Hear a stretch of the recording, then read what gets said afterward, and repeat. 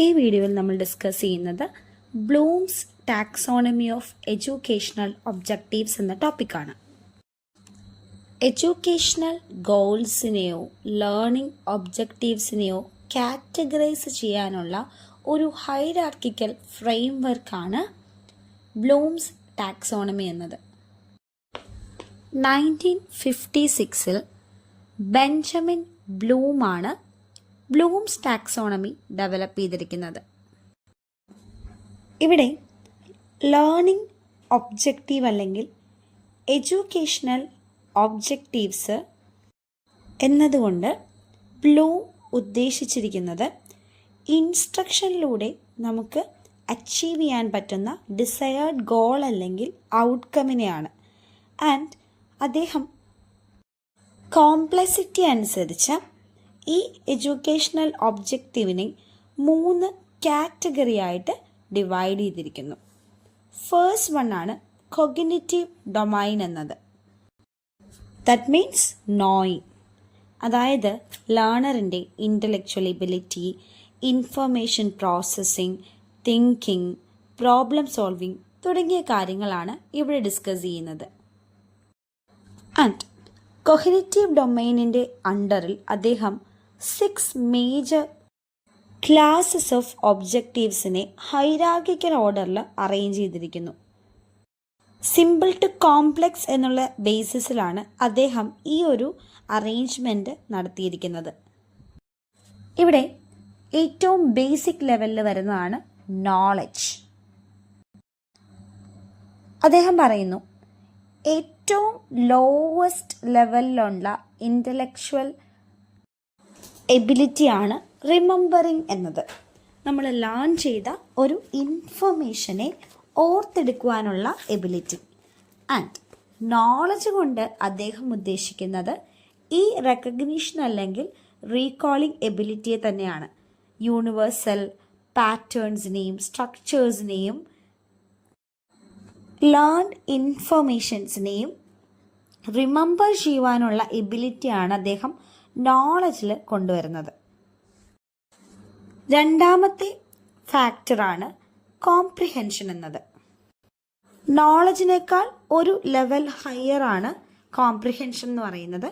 അതായത് ഒരു കമ്മ്യൂണിക്കേറ്റഡ് മെറ്റീരിയലിനെ നമ്മൾ എങ്ങനെ അണ്ടർസ്റ്റാൻഡ് ചെയ്യുന്നു അല്ലെങ്കിൽ കോംപ്രിഹെൻഡ് ചെയ്യുന്നു എന്നതാണ് ഇവിടെ നോക്കുന്നത്. ഇവിടെ മിയർ റീകോളിങ്ങോ റെക്കഗ്നിഷനോ മാത്രം പോരാ, ലേൺഡ് ഇൻഫർമേഷനെ അണ്ടർസ്റ്റാൻഡ് ചെയ്ത് അതിനെ ഇൻ്റർപ്രറ്റ് ചെയ്യാനുള്ള ഒരു എബിലിറ്റി ലേണറിന് ഉണ്ടാവണം. മൂന്നാമത്തെ സ്റ്റേജാണ് ആപ്ലിക്കേഷൻ എന്നത്. അതായത് നമ്മൾ കോംപ്രിഹെൻഡ് ചെയ്തിരിക്കുന്ന കൺസെപ്റ്റിനെയോ നോളജിനെയോ പ്രിൻസിപ്പിൾസിനെയോ ഐഡിയാസിനെയോ പ്രൊസീജിയറിനെയോ ഒരു പെർട്ടിക്കുലർ സിറ്റുവേഷനിൽ യൂസ് ചെയ്തുകൊണ്ട് പ്രോബ്ലം സോൾവ് ചെയ്യുവാനുള്ള എബിലിറ്റി, അതാണ് ആപ്ലിക്കേഷൻ ലെവലിൽ വരുന്നത്. നാലാമത്തെ ലെവലാണ് അനാലിസിസ് ലെവൽ. അതായത് നമ്മുടെ മീനിങ് ഫുൾ മെറ്റീരിയലിനെ ബ്രേക്ക് ഡൗൺ ചെയ്തുകൊണ്ട് സ്മോളർ കമ്പോണൻസ് ആക്കാനുള്ള എബിലിറ്റി. അതുപോലെ തന്നെ ഓരോ കമ്പോണൻസും തമ്മിലുള്ള ഇൻ്റർ റിലേഷൻഷിപ്പ് എന്താണെന്ന് ഡിറ്റക്റ്റ് ചെയ്യുവാനുള്ള എബിലിറ്റിയും. ഇവിടെ അഞ്ചാമത്തെ സ്റ്റെപ്പായിട്ട് വരുന്നതാണ് സിന്തസിസ്. ഒരു ഹയർ ലെവൽ കൊഗ്നിഷനാണ് സിന്തസിസ് എന്നത്. സ്കാറ്റേർഡ് ആയിട്ട് കിടക്കുന്ന എലമെൻസിനെയോ പാർട്സിനെയോ ഒരുമിച്ച് കൊണ്ടുവന്നുകൊണ്ട് ഒരു ഹോൾ ന്യൂ പാറ്റേൺ അല്ലെങ്കിൽ ഐഡിയ ക്രിയേറ്റ് ചെയ്യുവാനുള്ള എബിലിറ്റിയാണ് സിന്തസിസ് എന്നത്. ഇത്തരത്തിലുള്ള ഒരു പ്രൊസീജിയർ കൊണ്ട് നമുക്ക് എന്ത് പറ്റുന്നു? ഒരു പുതിയ സ്റ്റേറ്റ്മെൻറ്റിനെ അല്ലെങ്കിൽ ഒരു പുതിയ പ്രൊസീജിയറിനെ നമുക്ക് സ്ട്രക്ചർ ചെയ്യുവാനായിട്ട് സാധിക്കുന്നു. And the last step is evaluation. Cognitive ഡൊമൈൻ്റെ ഏറ്റവും ഹയസ്റ്റ് ലെവലാണ് ഇവാലുവേഷൻ എന്നത്. അതുകൊണ്ട് തന്നെ ഹൈലി കോംപ്ലക്സ് ആയിട്ടുള്ളൊരു എബിലിറ്റിയാണിത്. ഒരു മെറ്റീരിയലിനെ, ഒരു ഇൻഫോർമേഷനെ ജഡ്ജ് ചെയ്യുവാനുള്ള ഒരു ഇൻഡിവിജ്വലിൻ്റെ എബിലിറ്റിയെ സപ്പോർട്ട് ചെയ്യുന്ന ഒന്നാണ് ഇവാലുവേഷൻ എന്നത്. നമ്മൾ യൂസ് ചെയ്യുന്ന മെത്തേഡ് റിലയബിൾ ആണോ, അത് നമുക്ക് വേർത്താണോ എന്നീ കാര്യങ്ങളെല്ലാം നമ്മൾ മനസ്സിലാക്കുന്നത് ഇവാലുവേഷനിലൂടെയാണ്. ഒരു സെലക്റ്റഡ് മെത്തേഡിൻ്റെ ക്വാളിറ്റിയും ക്വാണ്ടിറ്റിയും നമുക്ക് മനസ്സിലാക്കാൻ സാധിക്കുന്നതും ഇവാലുവേഷനിലൂടെയാണ്. കൊഗ്നിറ്റീവ് ഡൊമൈനിൽ നമ്മളിപ്പോൾ എക്സ്പ്ലെയിൻ ചെയ്ത ഈ 6 എബിലിറ്റീസ് തമ്മിൽ ഒരു മ്യൂച്വൽ കണക്ഷൻ ഇല്ല. എന്നാൽ ഇവ അറേഞ്ച് ചെയ്തിരിക്കുന്നത് ഒരു ലോജിക്കൽ ഓർഡറിലാണ്, സിമ്പിൾ ടു കോംപ്ലെക്സ് എന്നുള്ള ഒരു ഓർഡറിൽ.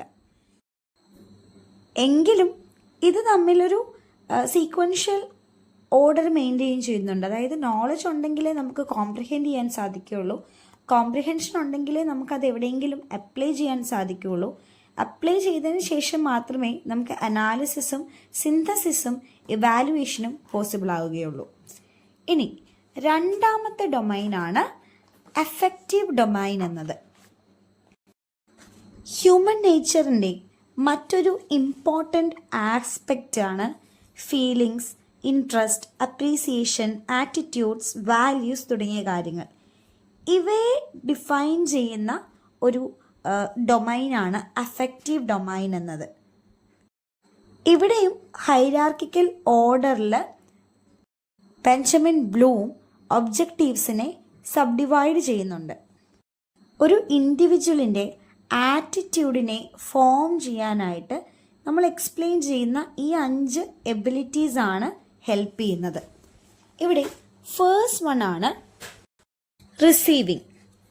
അതായത് ഒരു ഇൻഫോർമേഷൻ റിസീവ് ചെയ്യുവാനുള്ള ഒരു ഇൻഡിവിജ്വലിൻ്റെ എബിലിറ്റി, അല്ലെങ്കിൽ ഒരു ഇൻഫോർമേഷൻ റിസീവ് ചെയ്യുവാനുള്ള നമ്മുടെ വില്ലിങ്നെസ്, അതനുസരിച്ചിരിക്കും നമ്മുടെ ബിഹേവിയർ, ആറ്റിറ്റ്യൂഡ് ഫോർമേഷൻ. രണ്ടാമത്തെ കാര്യമാണ് റെസ്പോണ്ടിങ്. അതായത് നമ്മൾ എങ്ങനെ ഒരു സർട്ടൻ ഇൻഫോർമേഷനോട് റെസ്പോണ്ട് ചെയ്യുന്നു, നമ്മുടെ ഇൻട്രസ്റ്റ് നമ്മൾ എങ്ങനെയാണ് റെപ്രസെൻറ്റ് ചെയ്യുന്നത്. മൂന്നാമത്തെ കാര്യമാണ് വാല്യൂയിങ്. അതായത് നമ്മൾ എങ്ങനെയാണ് ആ ഇൻഫർമേഷനെ വാല്യൂ ചെയ്യുന്നത്, നമ്മൾ എന്ത് പ്രിഫറൻസ് ആണ് ആ ഇൻഫർമേഷന് കൊടുക്കുന്നത്. ആ ഇൻഫർമേഷനോടുള്ള ഒരു ഇൻഡിവിജ്വലിൻ്റെ കമ്മിറ്റ്മെൻ്റ് ആണ് ഇവിടെ കാണിക്കുന്നത്. നാലാമത്തെ കാര്യമാണ് ഓർഗനൈസേഷൻ എന്നത്. ഒരു ഓർഗനൈസേഷൻ ഓഫ് വാല്യൂസ് അല്ലെങ്കിൽ ഒരു സിസ്റ്റം ഓഫ് വാല്യൂസ് ആണ് ഒരു ഇൻഡിവിജ്വലിൻ്റെ ആറ്റിറ്റ്യൂഡിനെ ഫോം ചെയ്യുന്നത്. And the last one is characterisation. അതായത് ആറ്റിറ്റ്യൂഡ് ഫോർമേഷൻ്റെ ഹയസ്റ്റ് ലെവലാണ് ക്യാരക്ടറൈസേഷൻ എന്നത്.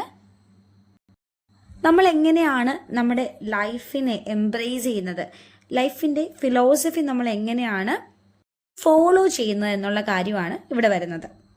ആൻഡ് ഇനി മൂന്നാമത്തെ ക്ലാസിഫിക്കേഷനാണ് സൈക്കോ മോട്ടോർ ഡൊമൈൻ എന്നത്. നമുക്കറിയാം നമ്മുടെ ഓരോ പെർഫോമൻസും ഫങ്ഷൻസും എല്ലാം നമ്മുടെ ന്യൂറോ മസ്കുലർ കോർഡിനേഷൻ കൊണ്ടാണ് നടക്കുന്നത്. നമ്മുടെ കോർഡിനേഷൻ ഹയർ ആണെങ്കിൽ നമ്മുടെ റിയാക്ഷൻ അല്ലെങ്കിൽ നമ്മുടെ ഫങ്ഷനിങ് എന്ന് പറയുന്നത് റാപ്പിഡ് ആയിരിക്കും, ഓട്ടോമാറ്റിക്കും ആയിരിക്കും. ഒട്ടും തന്നെ ഡിലേ ഇല്ലാതെ ആയിരിക്കും നമ്മുടെ എല്ലാ ആക്ടിവിറ്റീസും നടക്കുന്നത്. ആൻഡ് ഈ ഒരു ആക്ഷൻ എബിലിറ്റീസിനെ സൈക്കോമോട്ടോ ഡൊമൈനിൽ എക്സ്പ്ലെയിൻ ചെയ്യുന്നുണ്ട് യൂസിങ് 5 കാറ്റഗറീസ്. അവിടെ ലോവസ്റ്റ് ലെവലായിട്ട് നമ്മൾ കാണുന്നത് ഇമിറ്റേഷനെയാണ്. മറ്റൊരാളുടെ ആക്ടിവിറ്റി നമ്മൾ മിമിക് ചെയ്യുന്നതാണ് ഇമിറ്റേഷനിൽ നടക്കുന്നത്. രണ്ടാമത്തേതാണ് മാനിപ്പുലേഷൻ. അതായത് വേരിയസ് മൂവ്മെൻറ്റിൽ നിന്ന് നമുക്ക് അപ്രോപ്രിയേറ്റ് ആയിട്ടുള്ള ഒന്നിനെ നമ്മൾ മാനിപ്പുലേറ്റഡ് വേർഷനിലേക്ക് കൊണ്ടുവരുന്നു. Third one is precision. അതായത് നമ്മളൊരു പെർഫോമൻസ് റിപ്പീറ്റ് ചെയ്യുന്നതിലൂടെ അല്ലെങ്കിൽ പ്രാക്ടീസ് ചെയ്യുന്നതിലൂടെ ആ പെർഫോമൻസിൽ വരാൻ സാധ്യതയുള്ള ഫോൾട്ടുകളുടെ എണ്ണം നമുക്ക് കുറയ്ക്കാനായിട്ട് സാധിക്കും. സോ പ്രിസിഷൻ കൊണ്ട് കാണിക്കുന്നത് നമ്മുടെ പെർഫോമൻസ് എത്ര സ്പീഡി ആണ്, ആക്യുറേറ്റ് ആണ്, എക്സാക്റ്റ് ആണ് എന്നതിനെയാണ്. Fourth one is articulation. Simultaneous ആയിട്ട് നമുക്ക് ഒന്നിലധികം ആക്ഷൻസ് ഇവിടെ പെർഫോം ചെയ്യാനായിട്ട് സാധിക്കും. സോ നമ്മുടെ കോർഡിനേഷൻ ലെവൽ എന്ന് പറയുന്നത് ഇവിടെ ഹൈ ആണ്. And the last one is naturalisation. പെർഫോമൻസിൻ്റെ ഹയസ്റ്റ് ലെവൽ അല്ലെങ്കിൽ പെർഫെക്റ്റ് ലെവലായിട്ടാണ് നാച്ചുറലൈസേഷൻ കൺസിഡർ ചെയ്യുന്നത്. നമ്മൾ നാച്ചുറലൈസേഷൻ അല്ലെങ്കിൽ പെർഫെക്ഷൻ അറ്റൈൻ ചെയ്തതിന് ശേഷം നമ്മുടെ എല്ലാ ആക്ഷൻസും ഹൈലി ഓട്ടോമാറ്റിക് ആയിരിക്കും. ഒരു ഡിലേയും ഇല്ല, ഒരു അസിസ്റ്റൻസും നമുക്കിവിടെ ആവശ്യമില്ല. ഇനി നമ്മൾ നോക്കുന്നത് ബ്ലൂംസ് ടാക്സോണമിയുടെ എഡ്യൂക്കേഷണൽ ഇംപ്ലിക്കേഷൻ എന്താണെന്നാണ്.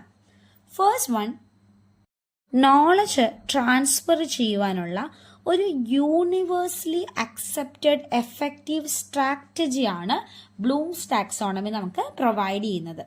അതുപോലെ തന്നെ കണ്ടന്റിനെ ക്ലാസിഫൈ ചെയ്യാനായിട്ട് നെസസറി ഡിസിഷൻസ് എടുക്കുവാൻ ടീച്ചേഴ്സിനെ ഹെൽപ്പ് ചെയ്യുന്ന ഒന്നാണ് ബ്ലൂംസ് ടാക്സോണമി എന്നത്.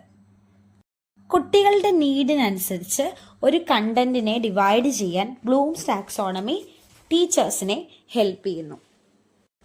കുട്ടികളിൽ ഹയർ ലെവൽ തിങ്കിങ് പ്രോസസ് ആയിട്ടുള്ള ക്രിട്ടിക്കൽ തിങ്കിങ്ങും ക്രിയേറ്റീവ് തിങ്കിങ്ങും ഡെവലപ്പ് ചെയ്യാൻ ടീച്ചേഴ്സിന് ബ്ലൂംസ് ടാക്സോണമി യൂസ് ചെയ്യാം.